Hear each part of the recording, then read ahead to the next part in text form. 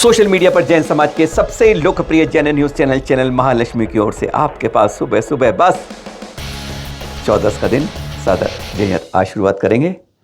जो खोजें होती है ना, कई बार इस तरह से जनून होता है जिसमें चीते, बाघ, लोमड़ी ऐसे जंगली जानवर नहीं, लुटेरे दो बार गोली सीने पर खाने के बाद भी आज भी जज्बा 69 साल में कायम है, जिन्होंने यह सब अपने लिए खोज करे हैं भी कुछ समय पहले। बूंदी से 65 किलोमीटर चलते हैं तो नैनवा गांव पड़ता है। वहां के तालाब के पास एक पहाड़ी के पास यह स्तंभ मिले हैं। कुछ ने कहा कि प्राचीन काल में 1000 संवत से लेकर ये 8 फुट से लेकर 6 फुट 5 फुट के हैं। कहा गया कि समाधियां बनी थी उनके ऊपर के ही हैं, पर ऐसा नहीं लग रहा हमें। ये चतुर्भुजी में कहीं ना कोई इनके यहाँ पर खुदाई के अंदर देखा जाए तो यहाँ ना कोई बहुत बड़ा हमें एक प्राचीन संस्कृति का संस्थान मिल पाएगा, वैभव मिल पाएगा, जो यह छोटा सा एक संकेत बता रहा है उस शिखरों पर। मात्र ये कह देना कि मुनियों की समाधि के ऊपर ये तीर्थंकर की प्रतिमा इस रूप में उसको शिलालेख लिखा है, नाम लिखा हुआ ये नहीं है इसमें, लेकिन चतुर्मुखी के रूप में है तो कुछ ना कुछ यहाँ पर इंगित और कर रहा है। ये आज हम और इसकी खोज करी है, पता किसने करी है? उनका नाम है कुक्कू ओम प्रकाश शर्मा। 69 साल के हैं, गजब के हैं। कहते हैं पिता का एक थप्पड़ पड़ा था गाल पे कस के, जब पड़ा था जब मात्र 10 साल के थे, चौथी पढ़ के आ रहे थे, तब कुछ सिक्के लाए थे ठोकर, उस थप्पड़ ने आज वहां पहुंचा दिया है जहाँ कहते हैं मौत के मुंह में रोज जाकर नई चीज निकालते हैं। और जब उन्हें बात की तो उस समय ये खोज कर रहे थे। सुने जरा, वह थप्पड़ जो बचपन में पड़ा था आज कितना गहरा अंदर पहुंच चुका है, सुनिए। 1966 की बात है, तब मैं चौथी क्लास में पढ़ता था। अच्छा। तो हम खेलने के लिए गए थे, तो पहाड़ी के ऊपर से हम उतर के आ रहे थे, बच्चे थे, शरारती थे, हम भी थे। तो वहाँ मुझे 2 तांबे के कुछ चीजें मिली गोल गोल। अच्छा। उसमें कुछ अक्षर भी लिखे हुए थे। तो वो अच्छे से लगे। मेटल की जानकारी तो बचपन से थी, क्योंकि हलवाई की दुकान थी ना पिताजी की। तो पीतल के, इनके एल्यूमिनियम के, इनके बर्तन होते रहते थे तांबे के, जो पता था। माँ बेचने, कभी माँ उनको टूटे बर्तनों को बेच के दूसरे ले आती थी, या फिर बेच के पैसे ले आती थी। तो इतना तो याद था कि इसके तांबा है। तो धातु ज्ञान तो था ही। अरे पीतल की कढ़ाई मांज ले, अरे ये मग्गा देना, अरे ये उसका है, ये एल्यूमिनियम का है। तो धातु का ज्ञान तो था ही। और ये भी पता लग गया था कि ये बिकते भी है, तांबा पीतल बिकता भी है। इतना तो पता लग ही गया था, क्योंकि हलवाई की दुकान थी। तो मेरे को तो ये तांबा सोच के उठा लाया मैं तो। ठीक है, जब चौथी में थे तो मैंने हाँ, वो 2 सिक्के थे, करीब होंगे 20-30 ग्राम के 2 सिक्के, मोटे मोटे। ठीक है। उसमें कुछ लिखा था, वो तो पता नहीं क्या लिखा था क्या नहीं उस समय। तो मैंने पिताजी को दिखाए। तो पिताजी ने कहा, अरे बेटा ये तो पुराने जमाने के पैसे हैं। तो पता लग गया पैसे हैं, पैसे भी होते थे पहले। फिर वो कहने लगे तेरे को कहाँ से मिले? मैंने कहा पापा उस पहाड़ी पे मिले। अब मैं बताओ, चौथी क्लास का बच्चा, 9-10 साल का। तो अब हम तो बस्ती में चले गए। तो पिताजी ने कहा उस पहाड़ी पे क्या लेने गया था? हाँ। तो 2 थप्पड़ मारे मेरे को। अच्छा। मार नहीं थे वो तो हम। मैं तो तीसरे नंबर पे था ना। हमारे जमाने में तो हम 4 भाई थे, किसी के 6 भाई, 6 बहन भाई होते थे, किसी के 8 होते थे। आज की तरह 1-2 नहीं होते थे। आजकल बड़े प्यार से लाड से रखते हैं, बेटा आप ये कर लो, बेटा ये आप कर लो। हमसे आप कह के नहीं, तू करके बात करते थे। रोज पिटाई होती थी हमारी। वो तो सुना है ना आप लोगों ने, डर के आगे जीत है, और जो डर गया बस वो पड़ गया। कहते हैं कोबरा अगर पैर नीचे रख दूं तो सीधा डंक मार दे। मात्र पैर और कोबरे में 4 इंच का फासला। 2 बार गोली लग मार चुके, 15 लोग पीछे पड़ चुके।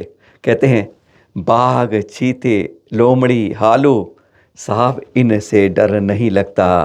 डर तो इंसानी भेड़ियों से लगता है, जो पता नहीं कब मार के डाल दें। विश्वास नहीं होता इस जनून के पीछे। इन्होंने बहुत जनून है इनके अंदर। इन्होंने आज तक हलवाई हैं, सोच लिए, और धीरे धीरे जनून में इतना हलवाईपन छोड़ दिया है। 8वीं तक पढ़े हैं और खोज रोज ऐसी निकालते हैं कि आज इतिहासकार स्तब्ध हो जाते हैं, सम्मानित कर चुके हैं। और जरा सुनिए जरा, पहले वह जीत के आगे उसी की होती है जो डर को भगा देता है। तभी तो देखते ना, अब डर के आगे जीत है। सुनिए जरा कुक्कू ओम प्रकाश शर्मा से, उन्हीं से जब चैनल महालक्ष्मी की बात हुई तो उन्होंने क्या बताया। कोबरा से बच जाओ, सबसे बच जाओ, पर इंसान ये भेड़िए बहुत खतरनाक होते हैं। सुनिए। अभी भी साथ में है ना, सुबह का 8 बजे का गया हूँ मैं, 7:30 बजे का। अच्छा। अभी 1:45 बजे घर पे आया हूँ। हाँ। और बियाबान जंगल में गया हूँ, जहाँ कोई जा नहीं सकता, वहाँ पैंथर है। ओहो। वहाँ चोर उचक्के हैं, पैंथर है, सब कुछ है वहाँ पर, तो सांप है। वो एक खंडरो मंदिर में उसके मैं स्तंभों के फोटो लेकर के आया हूँ। मतलब हालांकि मैं पहली बार नहीं गया हूँ। आपको पैंथर मिल रहे हैं, सांप मिल रहे हैं, उनसे डर नहीं लगता कि मैं इस जगह जाऊंगा कल कुछ बात हो जाए खोज के चक्कर में? अरे डर क्यों नहीं लगता है साहब? हाँ। मैं भी तो बाल बच्चेदार हूँ, मेरी वाइफ है, मेरे बच्चे हैं, पोता पोती, डर लगता है ना। फिर अब या तो डर जाओ, या तो डर जाओ, हाँ, या फिर छोड़ दो। अच्छा, और डर के आगे जीत है ना। तो बस इसीलिए हाँ बस डर के आगे जीत को सोच के आगे बढ़ जाते हो? हाँ, मतलब डरेंगे तो कैसे काम चलेगा साहब? शेर चीतों डर नहीं लगता मैं उसके आगे, मतलब फिर? हाँ, वो डर को तो हटाना पड़ता है ना पीछे।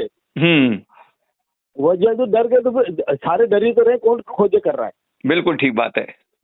कौन कर रहा है? दूसरा कुछ किताब पैदा हो रहा है देश में। मतलब हमारे यहाँ तो नहीं हो रहा। आपकी उम्र 70 साल के ऊपर होगी इस समय लगभग?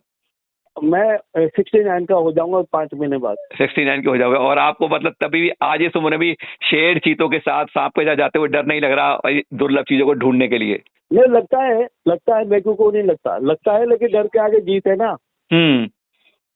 भाई फिर हिम्मत तो रखनी पड़ती है ना। बिल्कुल। आज भी अभी कितनी बार मुझे हाइना मिल गए, कितनी बार पैंथर, कितनी बार मेरे को ये जो ये होते हैं वुल्फ, जंगली कुत्ते, वो मिल गए। कितनी बार पाइथन, कितनी बार कोबरा, कितनी बार रेटल स्नेक। अरे साहब, और ये छोड़ो साहब, इनसे ज्यादा डर तो इंसानों से लगता है। अच्छा, इंसान सबसे खतरनाक है इनमें से? हाँ, वो चोर मिल जाते हैं, शराबी मिल जाते हैं, फिर तो माफिया मिल जाते हैं। खनन माफिया भी तो जंगलों में अवैध खनन करते हैं।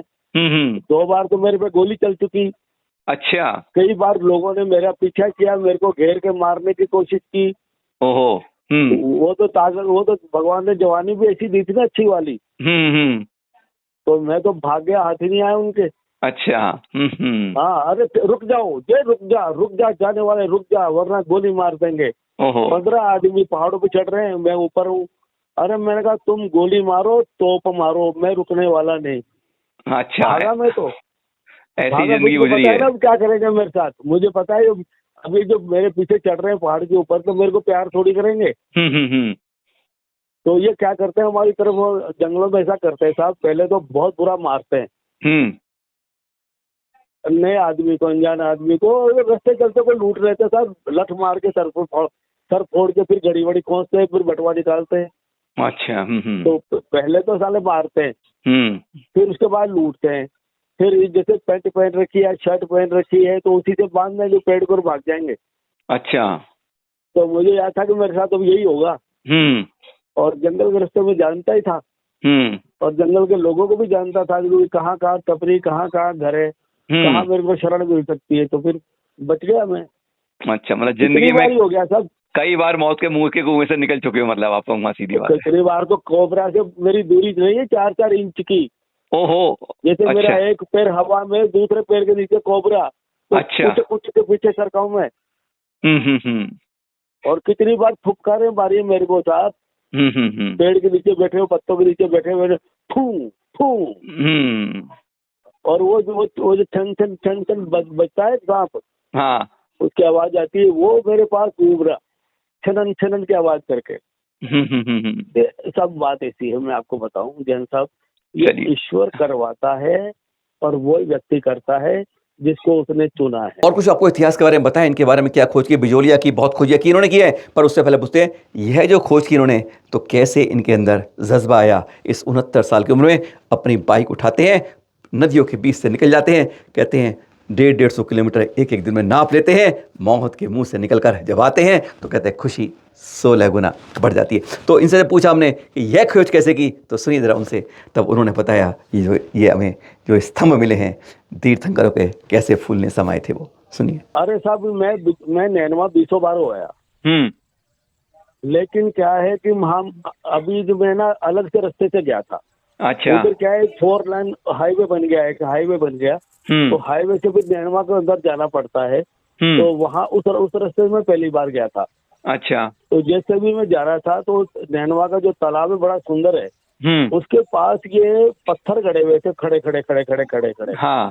तो मैंने सोचा यार कोई टपरी टुपरी होगी किसी के जमाने में, तो टपरियां बनाते हैं ना हमारे पत्थर। हाँ। बहुत है। हाँ। तो पत्थर की बल्लियां बनाते हैं, उसके ऊपर बांस बूंस डाल करके फिर वो टपरी बना देते हैं।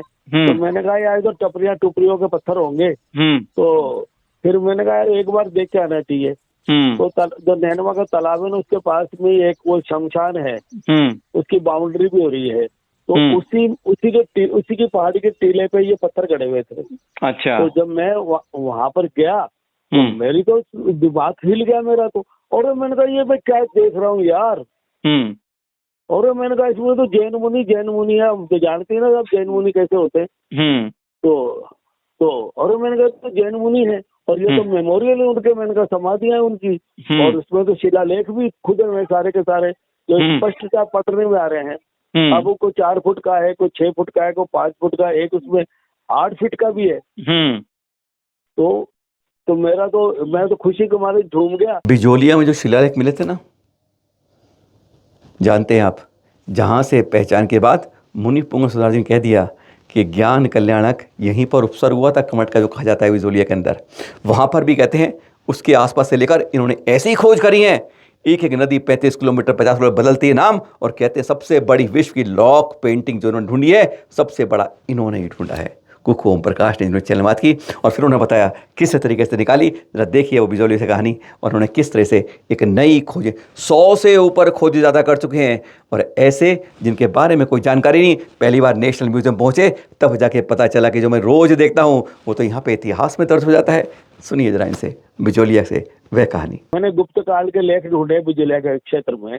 अच्छा। बिजोलिया के क्षेत्र में तो सर क्या बात करता हूँ, मैंने को तो अश्वमेध यज्ञ का घोड़ा ढूंढ लिया पूरी सेना सहित शैल चित्रों में। मैंने वो ढूंढ लिए भगवान कृष्ण, ये बलराम, प्रद्युम्न, सांब, अनिरुद्ध, जिसे बोलते हैं ना पंचवर्षणी वीर। हाँ। वो ढूंढ लिए। एसआई ने मान्यता दे दी, एसआई आके देख भी गई, एसआई की टीम देख भी गई, उन्होंने अपने जर्नल में छाप भी दिया मेरे नाम से। तो जो बिजोलिया क्षेत्र है ना सर, वो हमारे बूंदी से 50 किलोमीटर ही है। अच्छा। और ये जो क्षेत्र है ये विंध्यन प्लेटो है। हाँ। ये विंध्याचल के पठार है, हमारे बूंदी का किला भी विंध्याचल के पठार में है। फिर उसके बाद देखे साहब, विश्व की सबसे लंबी रॉक पेंटिंग साइट ढूंढ ली, भारत में सबसे ज्यादा शैल चित्रों की श्रृंखला ढूंढ ली। मेरी 100 से ज्यादा साइट है। अच्छा। जो विश्व में अभी तक किसी की भी नहीं है। अच्छा, जो आपने ढूंढी। मैंने वो हाँ जो मैंने ढूंढी। फिर मैंने अश्यूलियन टूल ढूंढ दिए। मैंने उनकी फैक्ट्री साइट ढूंढ ली जहाँ आदि मानव औजार बनाता था। दर्जनों मैंने मंदिर ढूंढ दिए जिसका किसी को पता नहीं था, अभी भी आज डालने वाला हूँ, मैंने ढूंढा। फिर ये इसके अलावा एक मुखी 3 शिवलिंग ढूंढ दिए मैंने। शुतुरमुर्ग के अंडों के छिलकों की 1 दर्जन साइट ढूंढ दी मैंने। सैकड़ों ऐसे टीले ढूंढ दिए जहाँ हिस्टोरिक काल के वो है अवशेष है। इसे जीवन की शुरुआत के लम्हे बहुत अजीब हैं। कहते हैं 1966 में जब चौथी पढ़ा था तो तमाचा पड़ा था बाप का अपने गाल के ऊपर, तब बस वहीं से समझ गए थे कि यह चीज़ ऐसी है, या तो छोड़ दूंगा या इसके पीछे पड़ जाऊंगा। 78 में शादी होने वाली थी और तब ये ज़रूर कायम था, और तब उन्होंने जो चीज़ लाए थे, पहली बार नेशनल म्यूजियम पहुंचे थे तो वह हैरान हो गए थे। पता है, इन्होंने सिक्के निकाले थे, वो चंद्रगुप्त मौर्य यानी ईसा पूर्व 4थे काल से भी पुरानी चीज़ें खोज कर लाते थे जिन्हें समझ नहीं पाते थे। जब यहाँ दिल्ली के राष्ट्रीय म्यूजियम पहुँचे तो हैरान हो गए कि जो ये रोज़ देखते हैं वो यहाँ पर गदगद होकर सामने शीशों में जड़े जाते हैं। सुनिए जरा उनका व्याख्यान 1978 तब की बात करते हैं इनसे। फिर मेरे को सिक्के मिलने लगे। मेरी शादी होगी दिल्ली में, 82 की बात है। 78 से शौक लगाइए तो 82 में शादी होगी। शादी के बाद भी शौक चलता रहा।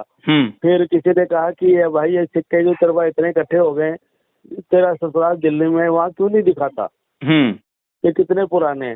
तो वो सिक्के लेकर के मैं सन 88 में दिल्ली चला गया नेशनल म्यूजियम में। ससुराल तो था ही दिल्ली में। तो वहाँ कोई एक्सपर्ट थी रीता देवी शर्मा। अच्छा। मैंने कहा जी दीदी मैं बूंदी से आया हूँ राजस्थान से, मेरे को कुछ सिक्के मिले, मैं आपको दिखाना चाहता हूँ। उन्होंने कहा दिखाइए। तो उन्होंने टेबल पे बिछा दिए, सारे सिक्के रख दिए। मैग्नीफाई ग्लास पकड़ के एक एक सिक्का देखने लगी। मिस्टर ये तुम्हारे ब्रिटिश पीरियड का है, ये तुम्हारे लोकल राजाओं का है, ये मुगल का है, ये सल्तनत का है, ये सुल्तान का है, ये लोधी का है। और एक सिक्के को हाथ में लेके कहने लगी कि ये सिक्का आपको पता है कितना पुराना है। मैंने कहा जी मुझे नहीं पता। तो कहने लगी आपका सिक्का चंद्रगुप्त मौर्य के समय का है ओहो, और अच्छा, 4 सेंचुरी BC का है। ओ ये माय आपको गॉड, कहाँ से मिला? हाँ, मैंने कहा बूंदी से, हमारे बूंदी से 4 किलोमीटर एक जगह है बाणगंगा, वहां से मिला। कि हाँ, कैसे मिला? मैंने कहा बस हम तो उधर शमशान में गए थे, तो मेरी आदत है नीचे देख के चलने की, तो वहाँ ये पड़ा हुआ था। तो कहती है आपका लिख के दो कि आपको बेचोगे नहीं, जब भी बेचोगे नेशनल म्यूजियम को दोगे। मैंने कहा ठीक ठीक है। है, तो एप्लीकेशन लिखवा के मुझसे ले लिया। ये सब बातें हो गई, तो मैंने कहा दीदी मैं क्या म्यूजियम देख सकता हूँ? हाँ, कहती हाँ जरूर देखो। तो एक तो मैं गांव का रहने वाला बूंदी का, एक तो मैं नेशनल म्यूजियम में जा रहा हूँ, और फिर फ्री में मैं जा रहा हूँ म्यूजियम को देखने के लिए। पहलवान टाइप का तो था ही थी मैं, तो चौड़े चौड़े हाथ करके दादा की तरह हाँ, उठ गया। क्योंकि बड़ी बात है ना, मैंने नेशनल म्यूजियम देख रहा हूँ, बिना टिकट देख रहा हूँ। बिल्कुल, तो जब मैं वहाँ के म्यूजियम की जो गैलरियां देखी मैंने, तो वहाँ पर लिखा हुआ गुप्त काल, शुंग काल, कुषाण काल, मौर्य काल, धोलावीरा, कालीबंगा, हड़प्पा, मोहनजोदड़ो। अब उसमें साथ में ये लिखा हुआ कि टेराकोटा। अब हम क्या जाने टेराकोटा, अब ठीक वहाँ बात, तो मिट्टी के खिलौने थे। हाँ, अब उसमें ईयर रिंग थी मिट्टी की, फिर उसमें जिसको कर्णाभूषण बोलते हैं, हाँ, फिर वो शेल बैंगल्स थे। अब वो सब चीजें तो मैं यहाँ देखता ही था, पोट्री वोट्री। और मैंने कहा यार ये तो मैं रोज ही देखता हूँ, लेकिन मैं तो उनकी जानकारी नहीं थी, तो मैं तो सिक्का ही उठाता था। एकदम सरल स्वभावी हैं, पढ़े नहीं, लेकिन आज सारे जो आर्ट्स के शब्द होते हैं ना, सारे इनको अब याद हो गए हैं। अंग्रेजी हिंदी सब तरीके से कंठस्थ उसी रूप में बात करते हैं। और इन्होंने 100 से ज़्यादा खोजों के अंदर किस तरीके से काम करी है, कुछ उनके मुख से वह भी सुन लेते हैं। कहते हैं इन चीज़ों के अंदर जिंदगी डर लगता है, लेकिन तब भी हाथ पर मौत साथ लेकर चलना पड़ता है। सुनिए जरा इनसे यही कुक्कू ओम प्रकाश शर्मा। तो विश्व की सबसे लंबी रॉक पेंटिंग साइट मैंने ढूंढ ली। वही बिजोलिया मिली आपको जो? हाँ, बिजोलिया के पहाड़ों से लेके बूंदी जिले के बांकी गांव तक।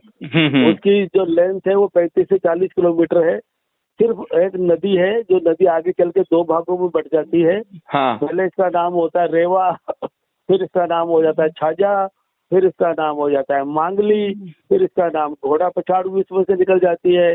तो ये पठारों में है, ये नदी है जो प्लेटो में है।